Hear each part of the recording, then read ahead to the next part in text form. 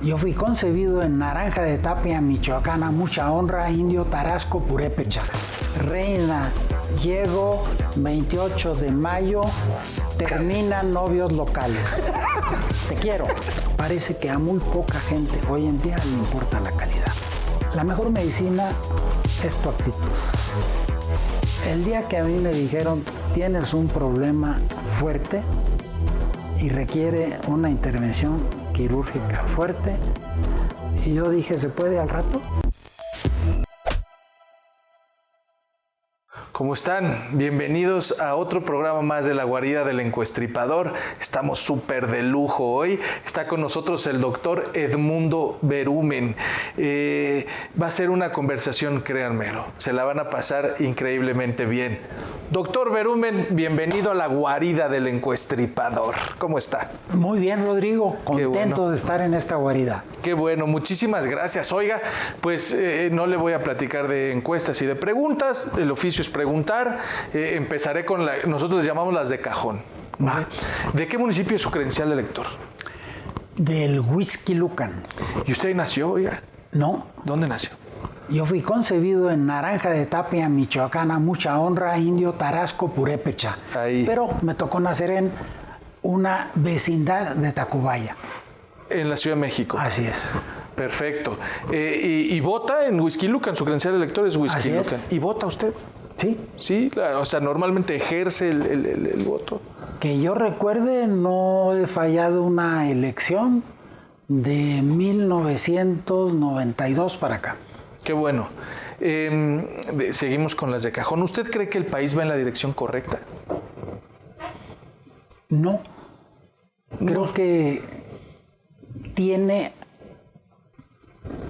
que corregir la dirección justamente. ¿Cómo la corrige? Es otro tema. Un tema de dirección. ¿Usted se identifica con algún partido, doctor? Sí, con el Partido México. Ese es bueno. Ese es mejor. Me emociona. Si no hay emoción. Eso es súper importante porque parece que luego la gente que nos dedicamos a los números no vemos a las emociones.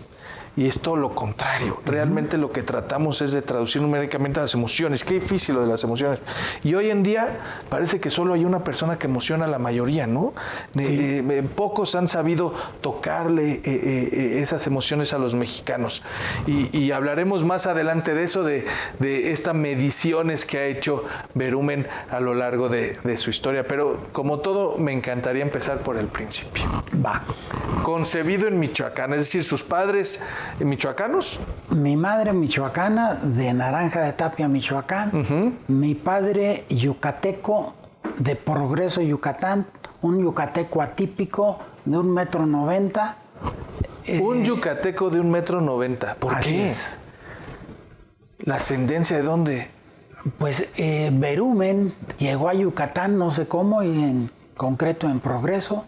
Y duró hasta su secundaria, yo creo, por ahí, y después se fue de vagabundo. Michoacán y Yucatán, dos lugares del país tal vez donde mejor se come. Y luego vamos a hablar de la comida, pero Yucatán y Michoacán se sabe comer. Y entonces se conocen sus padres y usted y nace en Tacubaya. Sí. Ok. ¿Cómo era Edmundo Berumen de niño, de joven? ¿Inquieto? ¿No? Era más bien tímido, de chavo. Y después difícil de hacer amistades en los primeros años porque nos mudamos mucho. Vivimos en México, en Tacubaya, en Naranja de Tapia, Michoacán, en Zacapu, Michoacán, en Tijuana. Regresamos a Ciudad de México. Volvimos a irnos a Tijuana y mi padre muere muy joven en Tijuana a la edad de 55 años.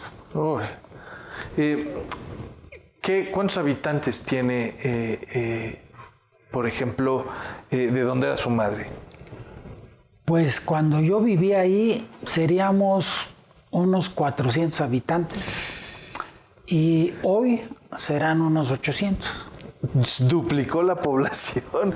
No, es importante porque el cambio, sobre todo independientemente de los climas, el cambio de un lugar de 400 habitantes a la ciudad más grande del mundo, a irse a Tijuana, que tal vez es la ciudad con más tráfico, me refiero a tráfico de gente que entra y sale de ese municipio, ha de haber sido realmente el mayor tráfico del país. Bueno, es la parte de la frontera donde más coches cruzan, hay, ¿no? Ha de haber sido muy difícil para un niño. Sí, los cambios eran difíciles, yo diría que hasta secundaria. A partir de secundaria me encantaban. Sí. El mudarme. ¿Ah, sí? Sí, después ya lo añoraba. El cambio. Ya estuvimos mucho tiempo aquí, ¿a qué hora nos vamos? ¿Ah, sí? Sí. Eso no es común, ¿no? No. Porque, bueno, pues tal vez eso. Eso se reflejó, más adelante platicaremos de los movimientos ya como profesional. Eso me gusta mucho, porque en secundaria, o sea, no podemos hablar de dónde estudió, porque seguramente habrán sido muchos lugares, pero sí sé que a la hora de decidir la carrera, debió haber sido, con base en todo esto que me dicen, estos cambios, ¿por qué estudiar matemáticas? Esa es una excelente pregunta, porque yo no quería hacer matemáticas. Eso es bueno.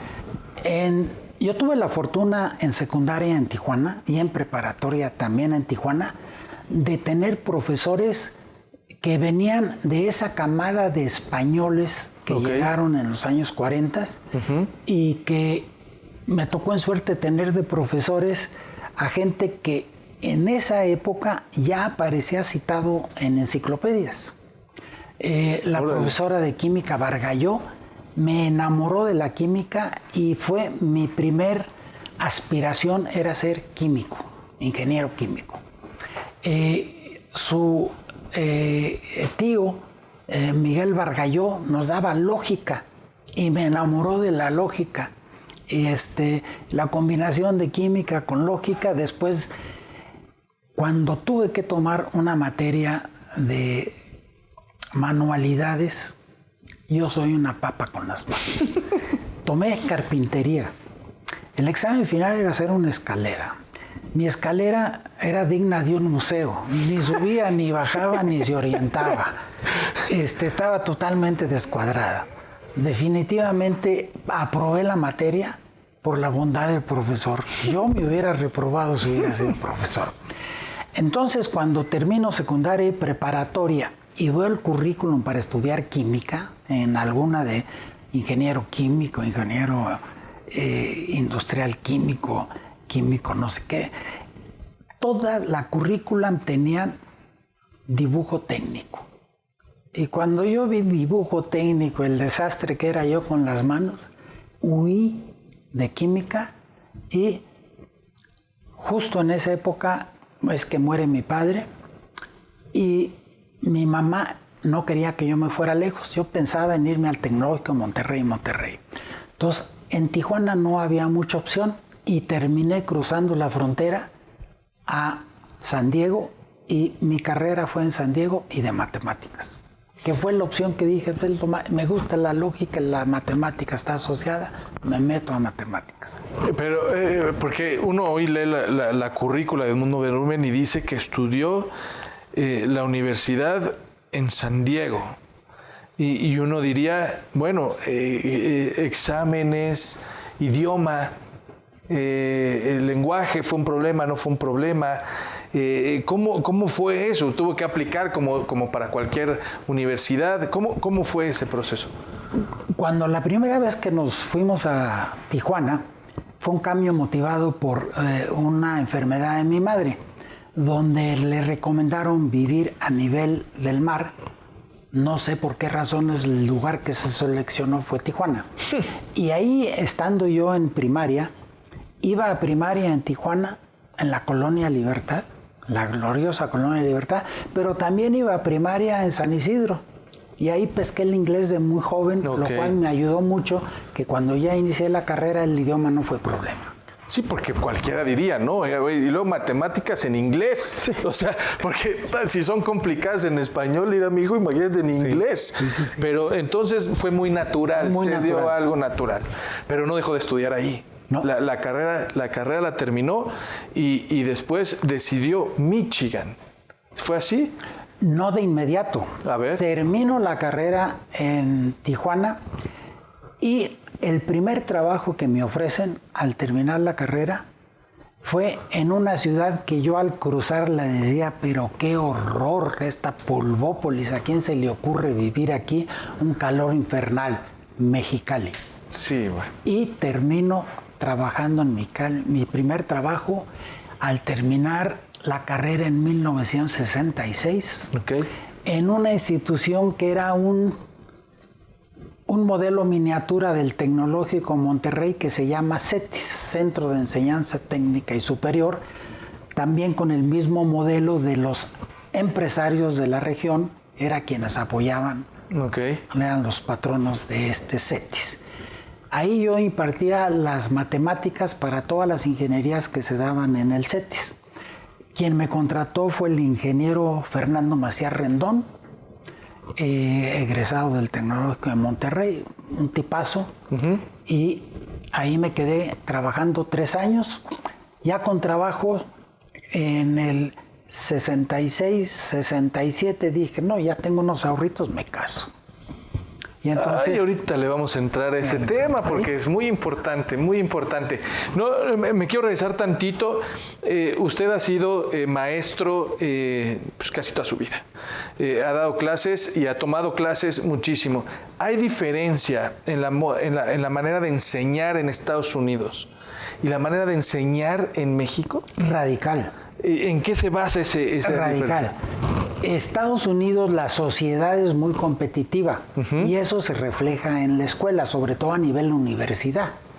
No hay grupos de estudio como los hay acá, ayudándose y haciendo las tareas juntos, dando tips a los que no saben, los que más saben. Allá es competir, competir, competir. Y el maestro que tienes a nivel universidad, ya sea a nivel de licenciatura o en posgrado, ellos se les califica por lo que publican y lo que menos les preocupa es la formación. Están ahí y les toca dar una clase, pero todo el trabajo es del alumno. Ellos te guían en qué estudiar y qué hacer, pero no esperes la asistencia, la motivación que te dan aquí los profesores. Son 2 mundos aparte. ¿Alguno que sea mejor que otro? El de aquí. Sí. No hay lugar a dudas. Yo creo que quien quiera contemplar estudiar una carrera en Estados Unidos, yo le digo no lo hagas.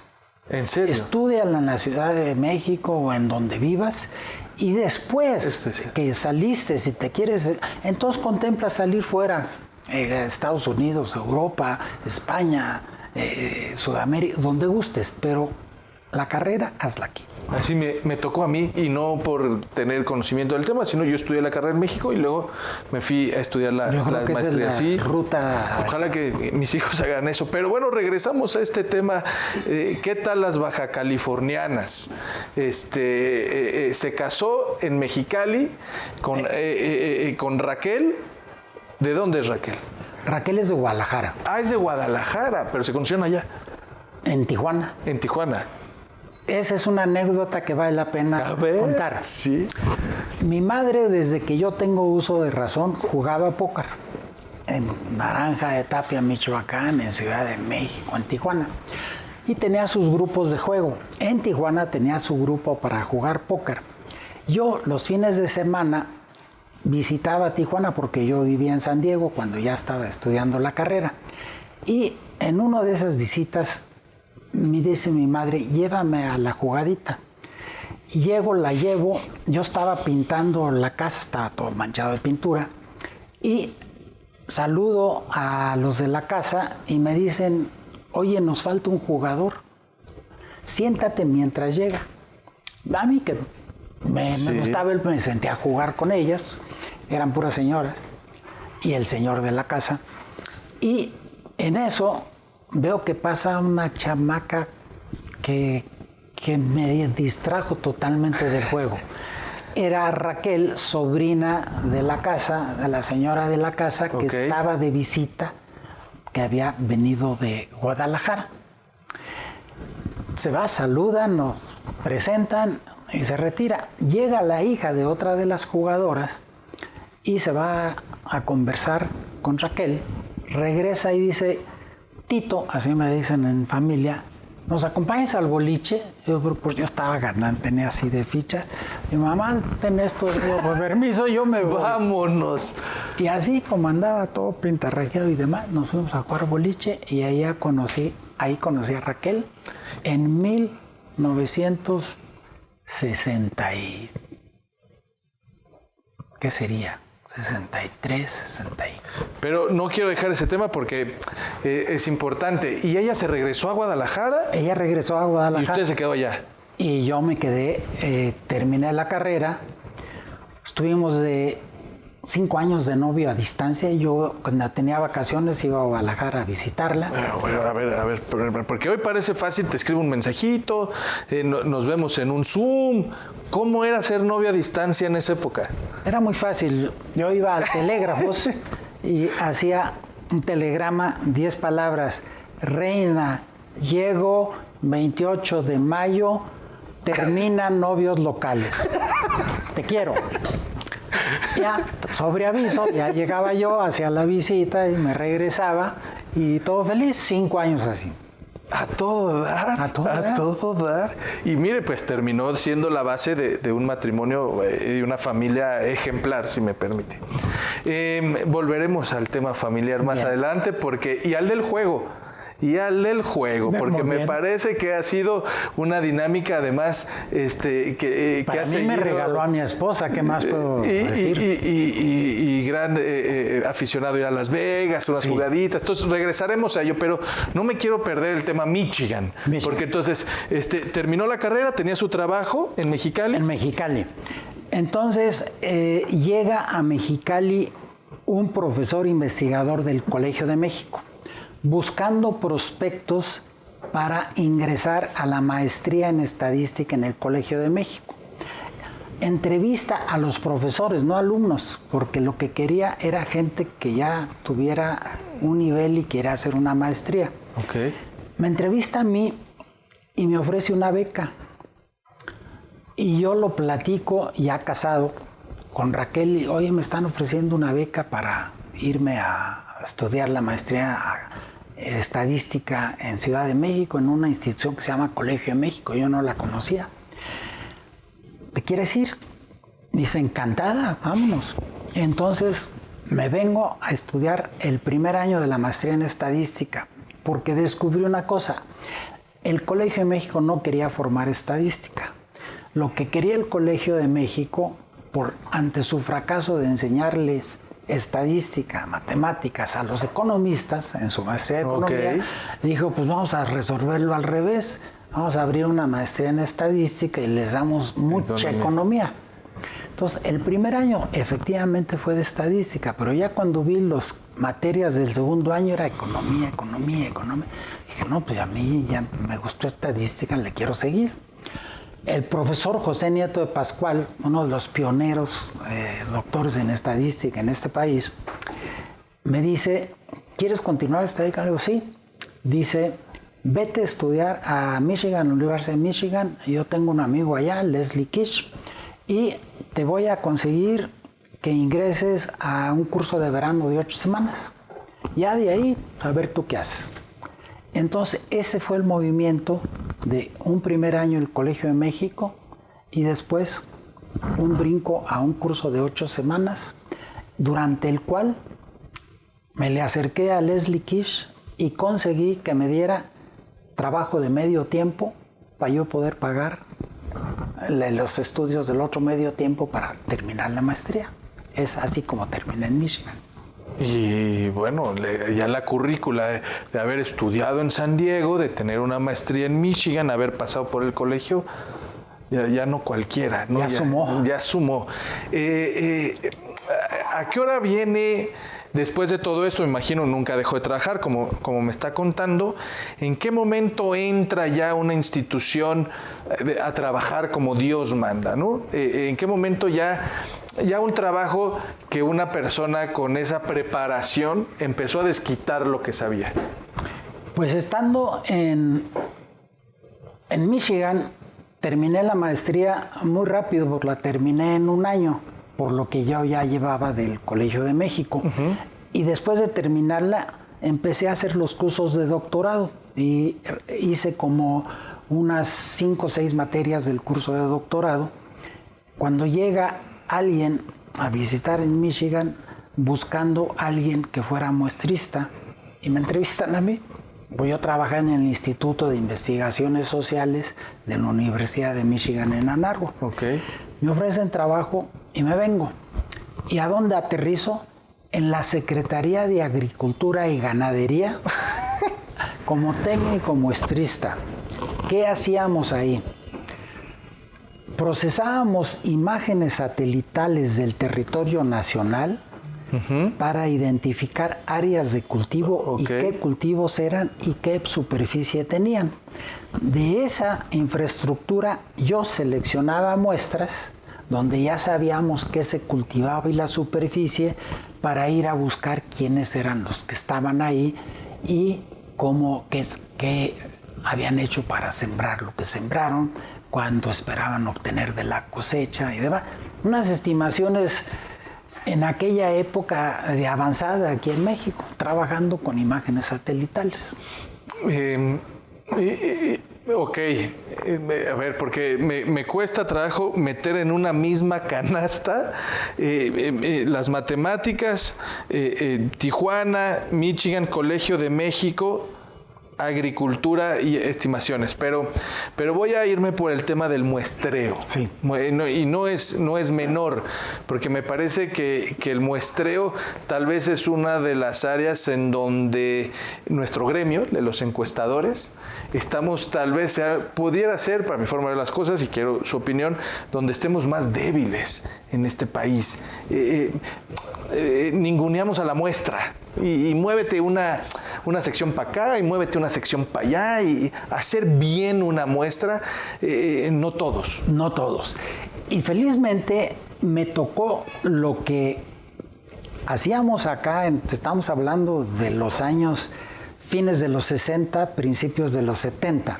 Bueno, en Estados Unidos hacían lo mismo, para sorpresa de muchos. Okay. Yo, en donde trabajaba, me tocaba imprimir mapas de los census tracts del Buró del Censo de Estados Unidos, de las que fueron seleccionadas, y dentro de estas delimitar el área que luego el personal de campo iba a barrer para hacer un listado completo de esa zona.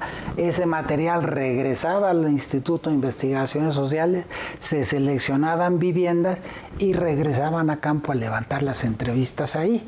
Entonces, ese trabajo se hacía allá. Okay. Y la Universidad de Michigan, en ese Instituto de Investigaciones Sociales, tenía ya desde esos años, fines de los 60, siguiendo un panel que duró 50 años. ¿Cómo? Los revisitaban y los revisitaban y los revisitaban. Yo creo que yo cuando estuve allá los agarré como en el año 22, 23. Algo inusitado. Bueno, entonces llego acá, pues me resulta muy fácil trabajar con cartografía. Irrepetible. Entonces era muy natural. Bueno, no eran viviendas lo que buscaba, eran predios delimitados donde había ciertos cultivos, y buscar esos predios si eran de pequeña propiedad o de ejidos, y entonces en consecuencia buscar al comisionado del ejido y ver de esa parcela a quién le tocaba, y ese es al que se entrevistaba. Eso sí no se hubiera podido hacer en Estados Unidos. No. O sea, eso, hacer así, entrevistar al líder ejidal, aquí sí eso ya es una cosa diferente. En Estados Unidos, cualquiera. Ok, entonces, digamos que las muestras, el muestrista, Verumen, las muestras eran más territorios que personas. Eran más territorios que personas, porque el objetivo era la Dirección General de Economía Agrícola de la SAG, era estimar volumen de productos sembrados y probables cosechas. De ahí se derivaban muchas acciones, entre ellas había que importar o no cultivos básicos, trigo, maíz, frijol, etc. y de ahí se derivaban las estimaciones de qué iba a producir el país y qué se necesitaba importar. ¿Y a qué hora empezamos a muestrear personas? Bueno, salgo de la Secretaría de Agricultura y Ganadería y de ahí me voy, si mal no recuerdo, a la Secretaría de Comunicaciones y Transportes. Ok. La Secretaría de Comunicaciones y Transportes tenía un centro de investigación estadística y computación electrónica, el CIESE. Órale. Me invitan a trabajar ahí y tenían un problema, estamos hablando de principios de los 70s. Primer boicot árabe a la gasolina. Ajá. ¿Y qué tiene que ver eso? Muy importante, porque yo aterrizo en el tiempo en que necesitan reducir el consumo de gasolina en el país. Ok, casi nada. Y resulta que una de las zonas que más consumía gasolina en el país era la zona de Satélite y sus alrededores.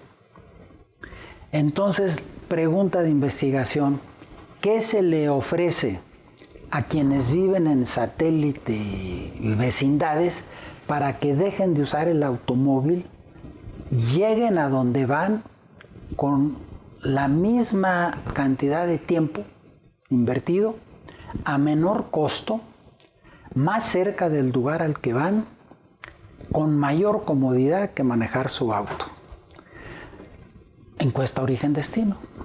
Me toca a mí hacer el diseño de una encuesta de origen-destino, desde el diseño del cuestionario a la antigüita, sí, en papel y lápiz y borrarle y volverle a hacer y después probarlo ahí entre compañeros y luego volverlo a corregir, una pilotito en la zona para ver si el lenguaje se entendía, no, regresaba otra vez el papelito y volverlo a corregir hasta aterrizar un cuestionario en papel.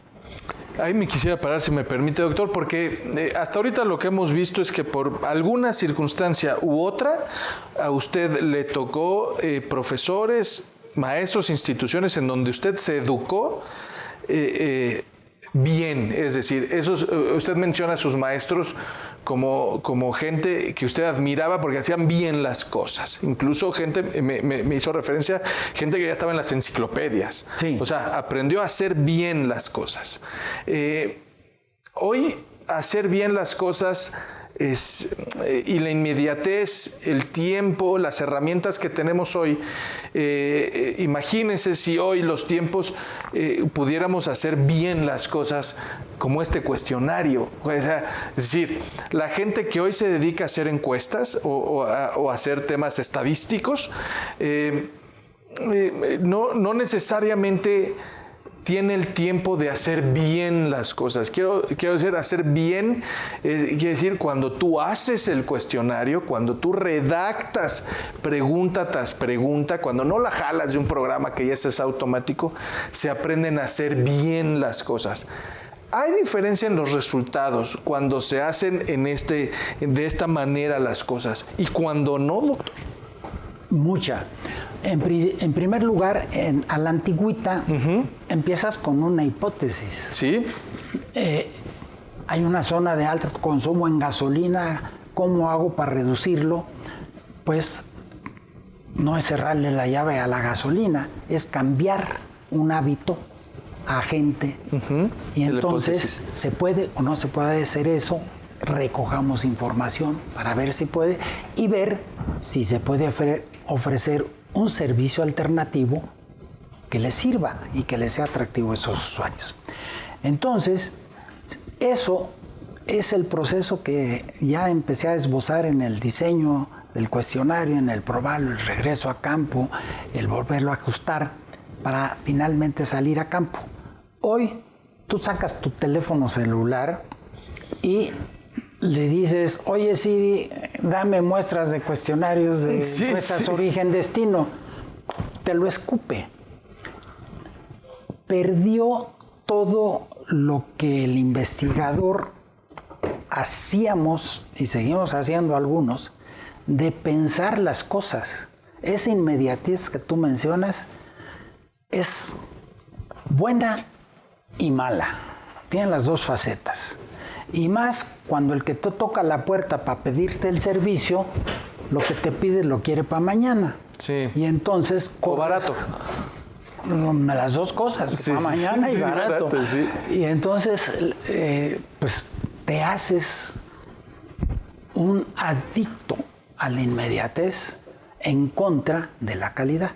Sí. Y entonces parece que a muy poca gente hoy en día le importa la calidad.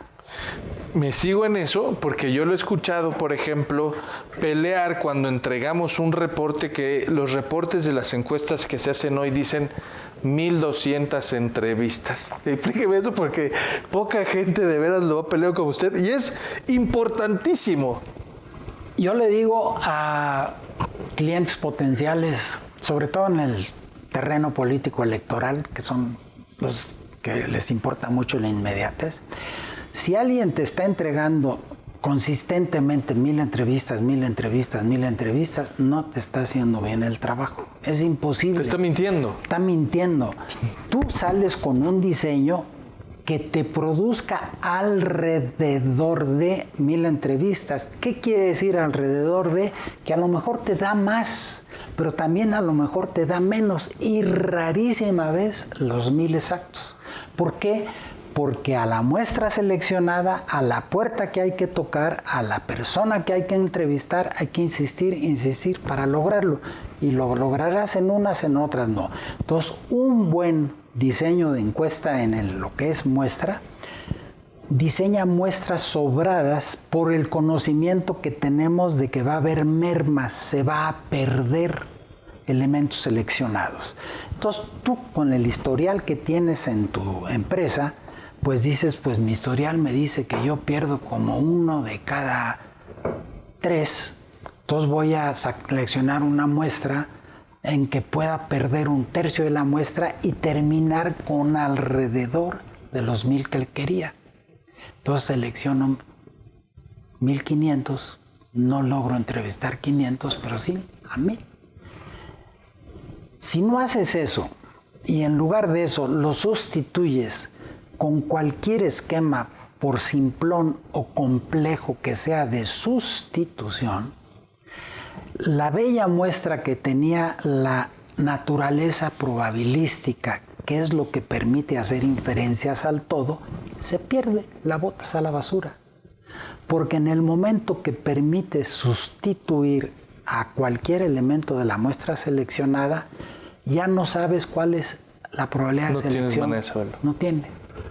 No hay manera de calcular la precisión. No, sí hay manera. Le picas al teléfono y te la da. Te calcula una fórmula, pero te está escupiendo un número sin ningún sustento. Porque el sustento es la virtud de que sea estrictamente probabilística tu muestra. ¿Pierdes esa virtud? Sí, puedes calcular y te decir, el muestreo aleatorio simple dice que la muestra tiene más o menos 5% de precisión con un nivel de confianza del 95%. Basura. Basura. No lo tiene. Puedes hacer el cálculo, puedes computarlo. ¿Por qué? Pues porque es un estribillo que ya el cliente se acostumbró a oírlo y que se lo dan quienes lo hacen así. Quienes no lo hacemos así, pues hacemos el trabajo, terminamos con el número de entrevistas que terminamos y sí podemos calcular con la misma herramienta que el que no hizo lo correcto, pero nosotros con toda la confianza de defender los resultados en cualquier foro de este país o fuera de este país. De hacer bien las cosas. Hacerlas bien. Hacer bien las cosas es muy importante porque tal vez Verumen y Asociados sea de las empresas con mejor, no quiero decir solamente mayor, quiero decir mejor prestigio en este país, haciendo encuestas, sobre todo en la parte pública, que es de la que se trata no solo este programa, sino de la que nos dedicamos y nuestra industria, que es la grilla, y es bien difícil porque el prestigio de hacer las cosas bien es algo que usted tal vez ha gastado más que los demás en hacer las cosas, sin lugar a dudas tal vez los ha cobrado mejor también, pero hacer bien las cosas cuesta, pero trae recompensa pero no al final. Solo cuesta recursos monetarios, cuesta neuronas. Claro, y cuesta tiempo, cuesta hora nalga, dicen por ahí. Te voy a quitar tiempo para tu proyecto y tienes que estar dispuesto a dármelo. ¿Por qué? Porque es mínimo, vas a ir a pedirle tiempo gratuito a 1,200 ciudadanos que te lo van a regalar y tú no estás dispuesto a invertir tiempo aquí, que vas a hacer el que va a usufructar eso. Quiero insistir porque Verumen y Asociados es una empresa exitosa de muchos años. ¿Cuántos años tiene Verumen y Asociados? La abrimos en marzo de 1992. Ok, entonces 30 años, ya existir 30 años y 30 años de hacer las cosas bien, sí trae recompensa, sí, o sea, sí te da dinero para los que están pidiendo, quiero vender una encuesta ahorita que yo haga rápido y hacerme encuestador del día de la mañana. O sea, hacer las cosas bien sí te da dinero, sí te da prestigio, doctor. Sí, bueno, hay un brinco muy grande de donde ahorita regresamos, pero es que me parece que esto es... En marzo de 1992 abrimos Verumen y Asociados con los ahorros que tenía de mi actividad anterior y pasa un mes, no vendo nada, pasan 2 meses, no vendo nada, pasan 3, pasan 4, pasan 5 meses, no vendo absolutamente nada. Soy un fracasado en explicarle al que tengo enfrente por qué hago las cosas como estamos platicando que deben hacerse y por qué eso cuesta más. Y las bondades que tiene el hacerlo así versus algo que han estado acostumbrados a comprar que les cuesta infinitamente menos. No lograba yo convencer. Sí. El primer cliente que tuve, que no solo entendía de qué le hablaba, sino me pedía más, fue el Banco Mundial. Bueno, casi nada. Y mi primer trabajo aquí en México, como Verumen y Asociados, fue para el Banco Mundial. El segundo trabajo fue para el Banco Interamericano de Desarrollo, por el contacto y la recomendación de uno al otro. Y después, por la naturaleza, los primeros trabajos ya con clientes de México fue el sector financiero. La Comisión Nacional. ¿Qué les importa que se hagan bien las cosas? Así es. Entonces, el sector financiero fue el primer nicho que empezamos a trabajar y que entendía de qué hablábamos.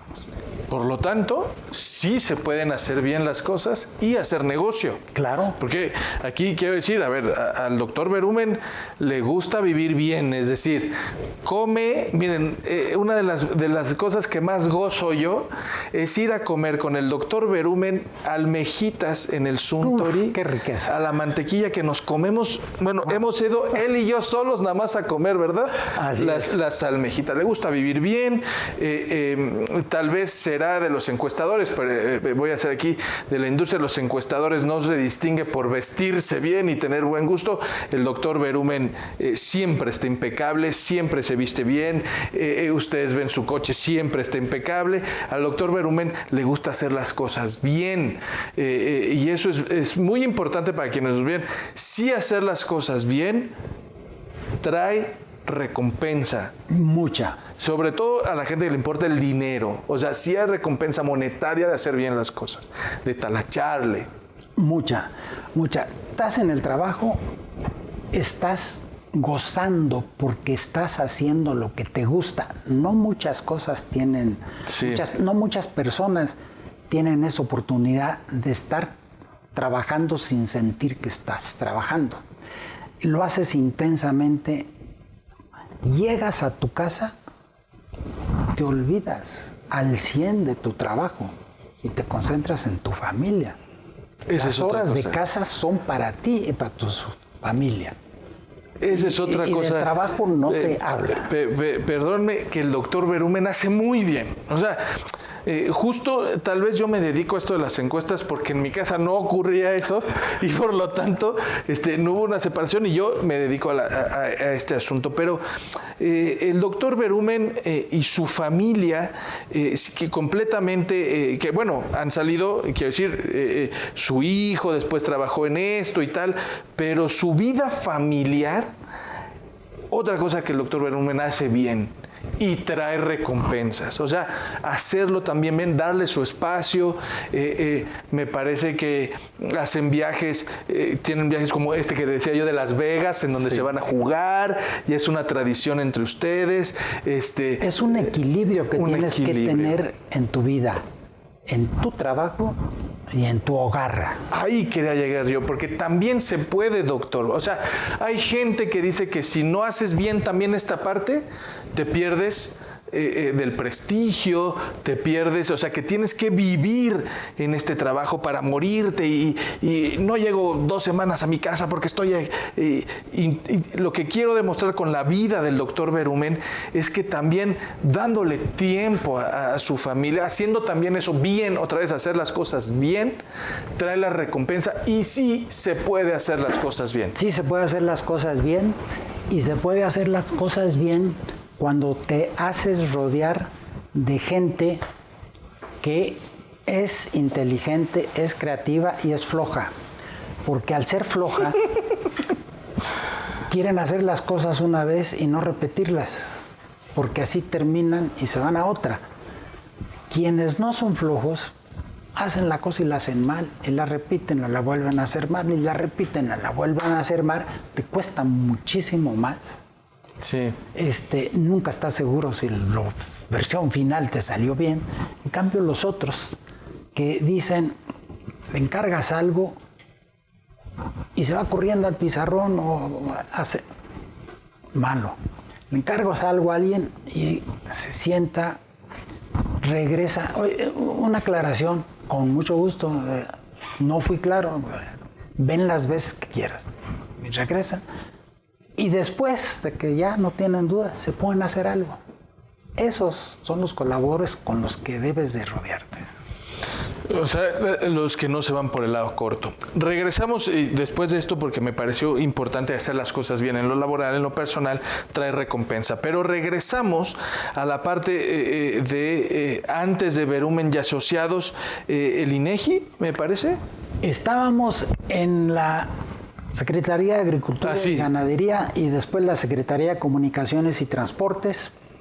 Y después de la Secretaría de Comunicaciones y Transportes me voy a la doctorado. Regreso otra vez a Michigan a terminar las materias que me faltaban en doctorado y hacer los exámenes preliminares. Luego regreso nuevamente a México y entro a la Dirección General de Estadística como jefe del departamento de muestreo. Estoy hablándote del 73, 74, por ahí. En esa época mi jefa era Clara Husselman y el proyecto más grande era la encuesta continua sobre ocupación. Entonces me tocó hacer el diseño de la encuesta continua sobre ocupación y estar monitoreándolo para los levantamientos sucesivos que iban a hacer. Y entonces estuve trabajando ahí en la Secretaría de Programación y Presupuesto, de donde dependía en esos años la Dirección General de Estadística. Salgo de la Secretaría de Programación y Presupuesto y me voy a la Secretaría de Salud, como director general de Bioestadística. Entonces, estoy en la Dirección General de Bioestadística diseñando encuestas del sector salud, encuestas de morbilidad, evaluación de las campañas de vacunación, ese tipo de investigación. Me tocó interactuar ahí con el doctor Jesús Cumate, increíble persona, pero mi jefe directo era el subsecretario de Evaluación de la Secretaría de Salud, el doctor José Laguna, una persona de las que doy gracias a haberme topado con ellas.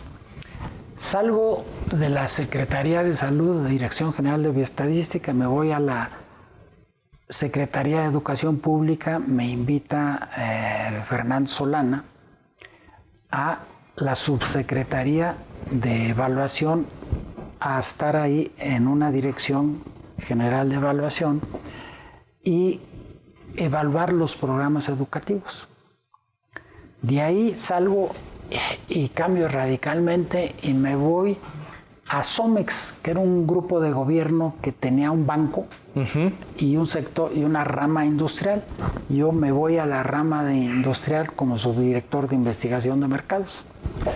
Ahí se tenía, entre otros proyectos, la última sección aquí de Jardines del Pedregal, que era Jardines en la Montaña. Entonces, todo el proyecto de ese terreno en Breña, el hacer el diseño, el estudio de mercado, tamaño de los lotes, precio que debía salir, etcétera, me tocó vivirlo. Y por el otro lado estaba Jardines de Morelos, totalmente la otra para vivienda de interés social, y también estaba Playas de Tijuana, porque esa empresa de la rama industrial del grupo de Somex tenía terrenos inmobiliarios en muchos lugares del país. Entonces me tocaba viajar para hacer esos estudios de viabilidad de venta de vivienda. Salgo de ahí, de Somex, y me voy entonces regreso a la Dirección General de Estadística, siendo ya INEGI. Me invita Pedro Aspe para que diseñe la encuesta de ingresos o gastos en 1983. Okay. Y ingreso ahí a coordinar el diseño de la encuesta de ingresos y gastos. De ahí paso a montar un centro de investigación para el INEGI en Morelia. Yo fui el que seleccionó que fuera en Morelia, ahí estuve, pero duró muy poco tiempo porque me llama Pedro Aspe para que fuera a Guadalajara a abrir la dirección regional del INEGI, cuya sede era en Guadalajara. Entonces me mudé a Guadalajara a montar la dirección regional. ¿Con Raquel? Con Raquel. Feliz en Guadalajara. Feliz ella, sí. Imagínate. Después de ahí me llama otra vez aquí a México para ser director general de censos. Okay. Del censo de población y vivienda, de los censos económicos y de los censos agropecuarios. Entonces era la cabeza. De ahí viene el terremoto del 85. Y entonces empieza una desgracia porque el INEGI tenía su centro de cómputo en las calles de Colima, en la colonia Roma. Era un edificio de 7, 8 pisos y pisos sobrecidos. Se cayó cuando el equipo de cómputo estaba procesando todavía el censo del 80.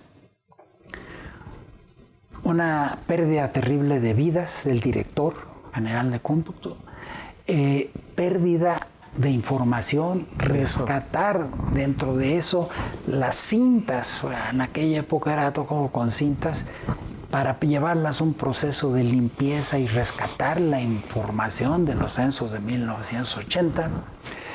Y posteriormente una decisión de que se vaya el INEGI de Ciudad de México, que sea la muestra de la desconcentración del sector público, decisión tomada ¿por quién? Por el secretario de Programación y Presupuesto. Yo estoy en contra del movimiento y digo, ese es algo totalmente ineficiente para el INEGI. El mudarse a Aguascalientes, bueno, todavía no se sabía que era Aguascalientes, eso fue toda otra discusión de a dónde se iba. El mudarse fuera de la Ciudad de México iba a implicar, donde quiera que estuviera, que toda la planta directiva estuviera continuamente viajando a Ciudad de México, porque los principales informantes de la época y consumidores de los resultados estaban aquí. Entonces los costos operativos no se iban a duplicar, se iban a veintuplicar, iban a ser costosísimos esos movimientos. Obvio que director general de censo, perdón, me salté que de ahí pasé a director general de estadística. Era entonces yo director general de estadística, pues pierde contra, no presidente del INEGI, no, contra el secretario de Programación y Presupuesto, un señor que se llama Carlos Salinas de Gortari. Sin nada. Sí, entonces, sí. La decisión se toma, y yo digo, perfecto,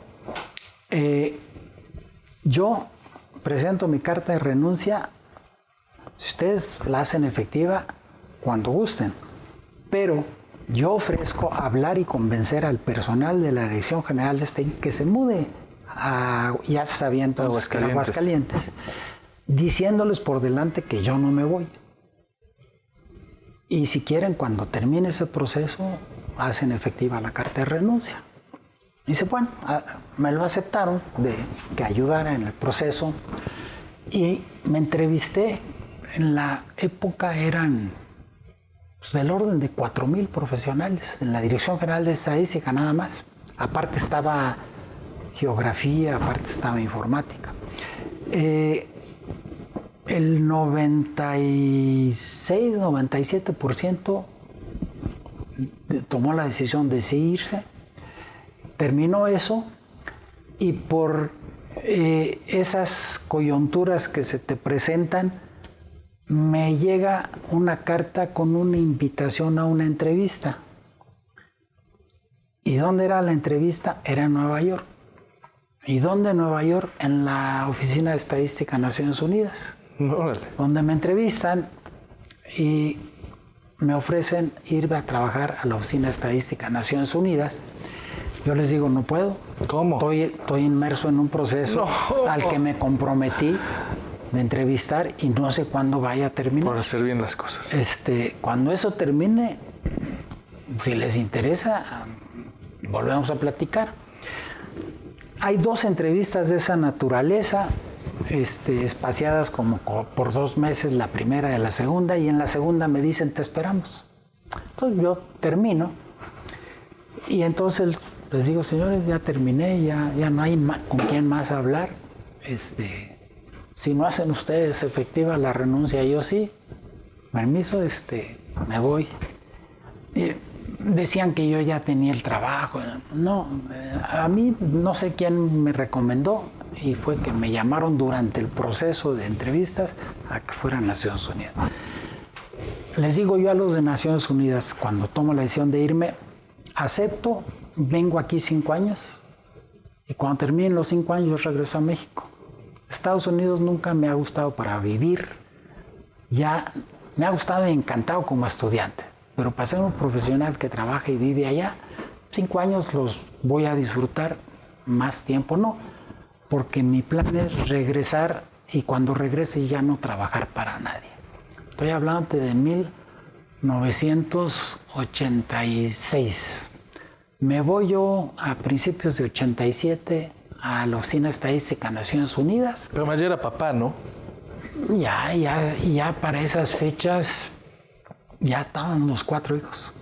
Ya era papá cuando me fui a Michigan. Mundo nació en Michigan, siendo yo estudiante allá. Y agarró a todos y vámonos. Vamos, todos y vámonos ya, alma de gitanos. Entonces, les recuerdo al final del 4º año. ¿Se acuerdan que les dije que venía por 5? Se los recuerdo porque les queda 1 año a ver quién me sustituye. Pero qué caras malas has visto aquí. No, ninguna. Y he tenido muchas muy buenas experiencias, he aprendido mucho, espero que haya aportado algo, pero yo se los advertí que no venía para 5 años y vámonos. No se la creían, se los repetí y terminó el 5º año y les dije, con permiso, aquí está mi carta de renuncia. Y efectivamente, con lo que ahorré, es que abrí Peruma y Asociados y que me gasté los ahorros en esos 5 meses que no vendía yo nada, hasta que llegó el Banco Mundial y me compró el primer proyecto. Hacer bien las cosas trae su recompensa. No me quiero meter mucho al rollo también político, porque solo quiero decir que vinieron instituciones internacionales a ver cómo hacía usted las muestras. O sea, es una persona reconocida a nivel internacional. Pero sí me gustaría preguntarle, en esta carrera política, nos quedan dos cosas, es esto y una última seccioncita que se llama de tripas corazón, ahí vamos a ir, pero en esta última parte, en la parte política, a ver, ha habido muchas, me consta que usted siempre ha peleado porque se hagan las cosas bien y se ha levantado de mesas, dejando tal vez contratos o dinero importante por no aceptar a que no se hagan las cosas bien.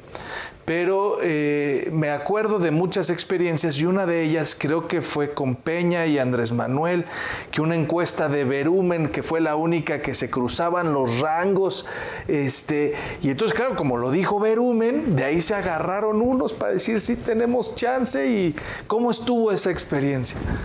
Esa experiencia fue muy interesante.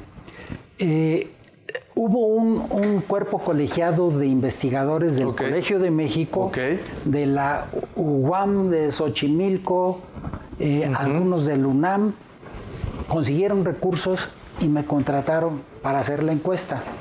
Estamos hablando como a mes y medio antes de la fecha de la elección.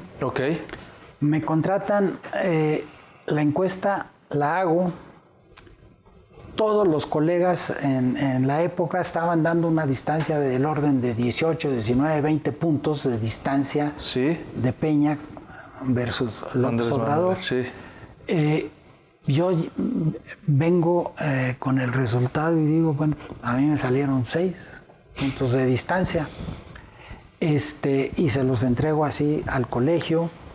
Me invitan a dar pláticas para los resultados en el club de periodistas. Voy y doy una plática, está ahí Martí Batres, ven los resultados con mucho escepticismo, entrego los resultados a asesores de el candidato, entre ellos Arturo Romo, ven los resultados con escepticismo. Y bueno, pues eso salió y se hizo como les platiqué que se iba a hacer.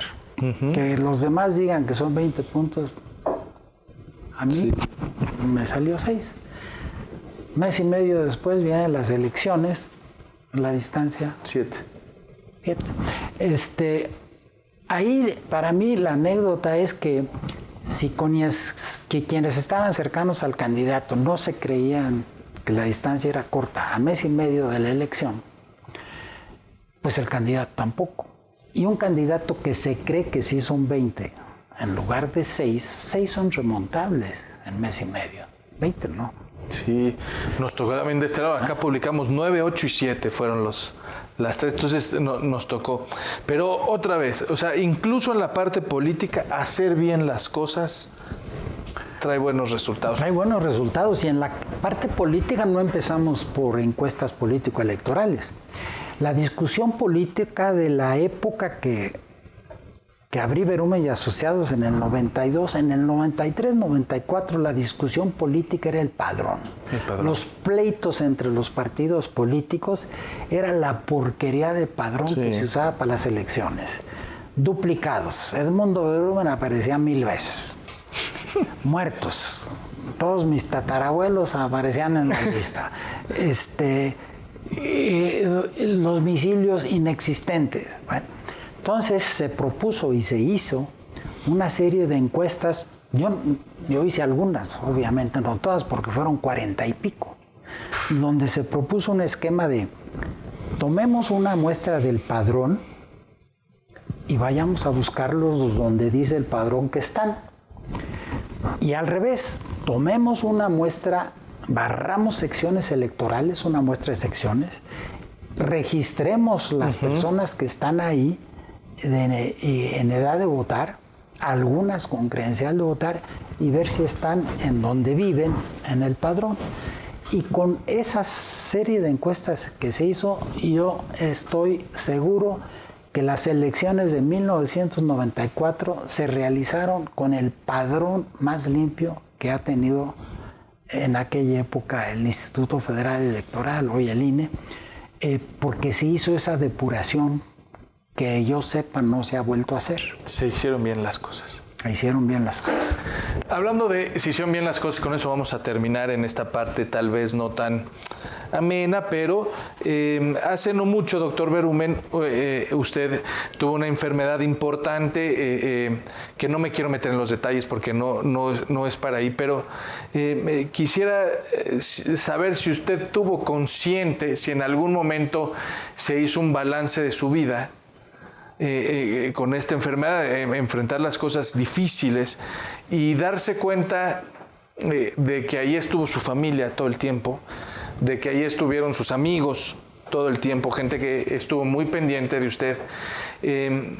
La pregunta concreta es, si hizo un balance de su vida, si llegó a ese punto de decir, puta, puede que aquí haya acabado el tema, y si usted se dio cuenta que haber hecho las cosas bien a lo largo de su vida le permitió que en ese momento complicado tuviera gente, amigos, dinero para pasar la enfermedad y todo lo que tuvo que hacer, hospitalizaciones y tal, sí hizo o no ese balance.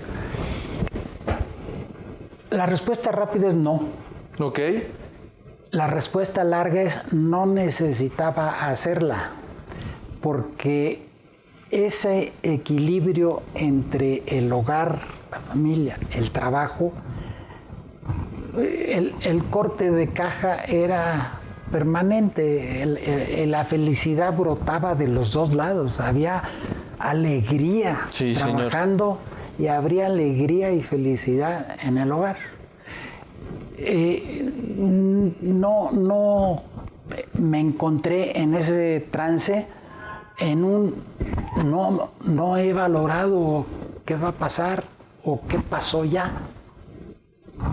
Pasó lo que pasó y todos estábamos conscientes de lo que pasara. La mejor medicina es tu actitud. El día que a mí me dijeron, tienes un problema fuerte y requiere una intervención quirúrgica fuerte, y yo dije, ¿se puede al rato? Adelante.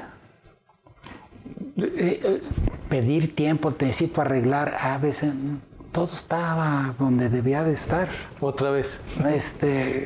Entonces la decisión fue rápida, no se ocupaba más, con la certeza de que yo iba a salir bien. No fue el caso, porque de una intervención vinieron otras 5 para corregir cosas de la primera. Pero al final de cuentas salió bien todo. No, y además impecable y todos muy... Yo le voy a ayudar a hacer ese balance y con eso terminaría.